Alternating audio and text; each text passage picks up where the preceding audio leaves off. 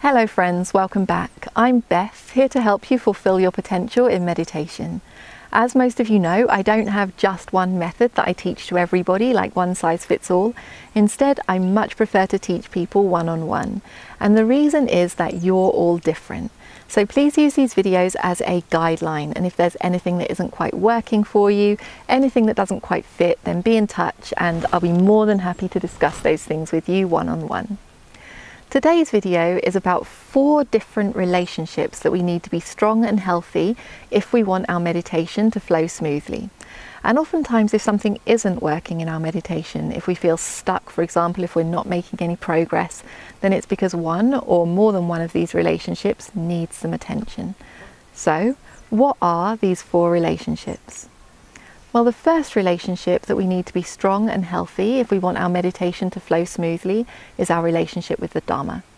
And this means that we need a basic level of confidence and inspiration in the practice and in the teachings. Now, perhaps it goes without saying that if this relationship isn't healthy, it's going to whack off of balance the whole of the rest of our meditation practice. If we find ourselves not in healthy relationship with the Dhamma, then it's something that we need to repair immediately. This could mean bringing to mind a certain teaching that inspires us, a certain sutta, recollecting a quality of the Buddha we love. There might be a present-day teacher that really inspires us, or even a fellow practitioner. But we need to reconnect to the things in the practice and in the teachings that truly inspire us and give us confidence. Now, the second type of relationship that needs to be strong and healthy is our relationship with ourselves. This means that we need to be coming to the practice with a basic level of love and acceptance for ourselves. If that basic level of love and acceptance isn't there, then it's too easy to frame the meditation as something we're going to do to fix ourselves or correct a problem in ourselves. Or we might meditate in the way of trying to force out of our experience aspects of ourselves that we don't like and we don't accept. Now, if we find ourselves not in good relationship to ourselves, what we need to do is practice loving kindness to ourselves. I've made a separate video on practicing loving kindness to ourselves, and so I'm not going to go into the details here, but what I would suggest is that you watch that one. Now, if we're in good relationship to the Dharma, we're in good relationship to ourselves, the next relationship that we need to be strong and healthy is our relationship to our meditation object. And this is something that I see meditators neglect. We're going to stay with our meditation object for a long time if we like it. If we have no good relationship with our meditation object, then our mind will want to be somewhere else. So let's say, for example, that our meditation object is the breath. We need to build up perceptions of liking the breath, of appreciating the breath. Oh, this breath is keeping me alive. It's very loyal. However much I ignore it, it keeps on doing its job.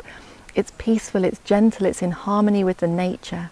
In this way, we cultivate a beautiful relationship with the meditation object, and our mind will want to stay there longer. And that basic process of coming into beautiful relationship with our meditation object applies whichever meditation object we're working with. Now, if we've taken care of those first 3 relationships, we're in good relationship with the Dharma, with ourselves, with our meditation object, then the final thing that we need to be in good relationship with is everything that isn't our meditation object. In other words, we need to be in good relationship with the distractions.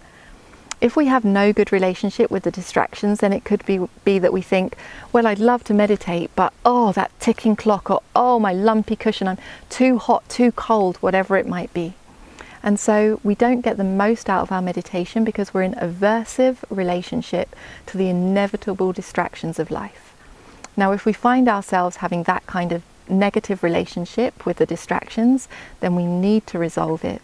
And we can do that by spending a little bit of time in our meditation with each of those distractions, building acceptance. Okay, ticking clock, welcome. Okay, lumpy cushion, welcome. Until we have a basic level of acceptance and friendliness with the distractions also. So those are the 4 kinds of relationships that we need to build if we want the meditation to flow smoothly. Again, we need to be in good relationship with the Dharma, with ourselves, with our meditation object, and with the distractions. Now, what I would suggest is that you get off of those screens, get onto the meditation cushions and start checking for yourselves. Are you in healthy relationship in all 4 of these areas? If not, then what can you do to improve those relationships?